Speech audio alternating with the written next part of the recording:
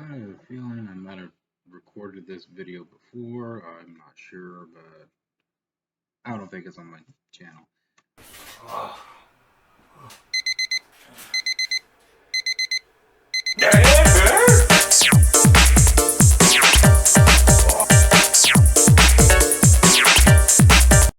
Welcome back to Underrated Movies. I'm your guy, I'm your man, Mr. Alton Henry. Today, I would like to talk to you of another film that's severely underrated to OMG. Oh my god. This film is a lot of fun, especially if you like action comedies, action in general, and something that's a little bit different in the action realm. But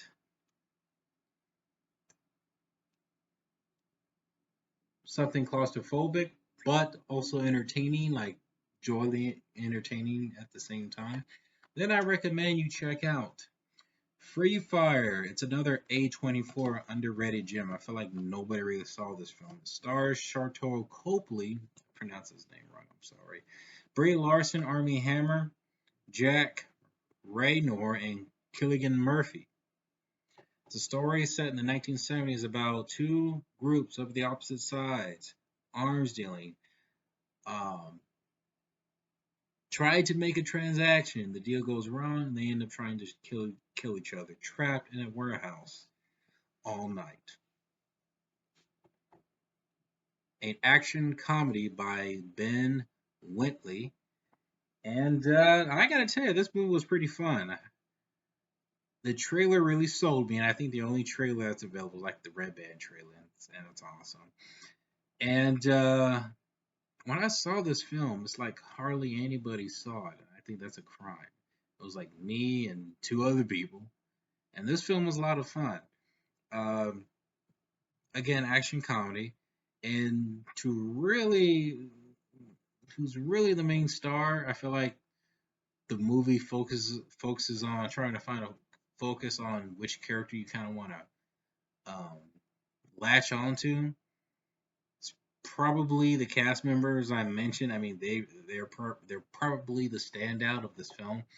And then you have two other goons that the film starts off, and you don't end with them, but it starts off with these two goons who have to meet up with a group of guys that are about to do this arms deal with, led by I think Killian Murphy, and then they get brought in by Armie Hammer to meet his boss or his partner, Sharlto Copley, to construct an arms dealing for a certain uh, uh, for a certain machine gun. They brought the wrong machine gun, and then everybody's on edge. Um, the strongest points in this film is the action. The action scenes just sometimes they topple over the next one, and it just gets straight out bonkers. It's basically a shoot 'em up Reservoir Dogs kind of film, and it for like a good hour. The movie's like 90 minutes. For a good hour, you get non-stop shoot 'em up action. Little breaks here and there, but it gets better every time. I mean, these guys are like crawling and shooting up, like probably one of the most realistic predictions of a gunfight happening, especially in what's the word? Especially in small areas. Um, the weakest points I thought that some of the humor didn't really land. I mean, it's a serious, well, somewhat serious action comedy. But I thought the jokes didn't land all that well, especially when it's trying to build up to basically the action scene. I thought the build up was a bit weak. Um, I thought the setup leading up to the shootout I thought was a little bit weak. Um, there wasn't I feel like there wasn't much tension drawn out from the characters to really get you invested in the situation or just the suspense.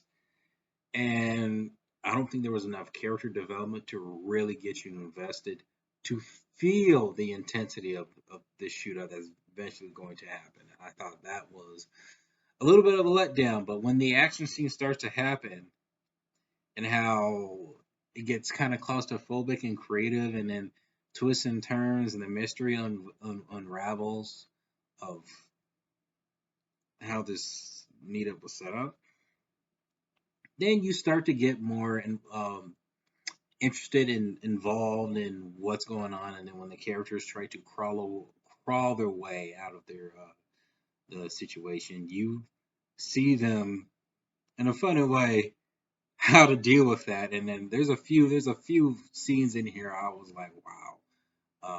Especially there's a scene in there where I like when Sharto Copley, and I think there's this another actor, I forget his name, where they were literally like on the opposite sides together, and they're literally like shooting up through the walls, through the doors, and they're like close range, and you just see them dodging, and it gets very intense, and you're just like, holy crap, the intensity behind it.